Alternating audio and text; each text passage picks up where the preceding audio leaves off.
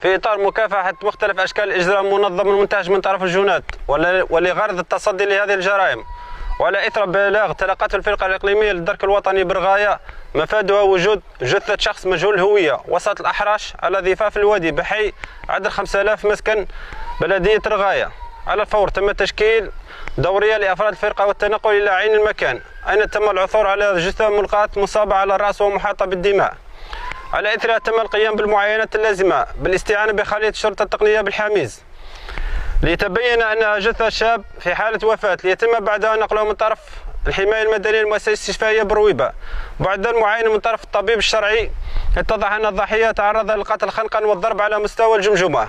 أين باشرت الفرقة الإقليمية للدرك الوطني برغاية تحقيق معمق دون وجود قرائن أو أدلة تفيد التحقيق، كون الضحية معاق بنسبة 100%، كما أن الجريمة عرفت رواجا كبيرا عبر مختلف وسائل التواصل الاجتماعي.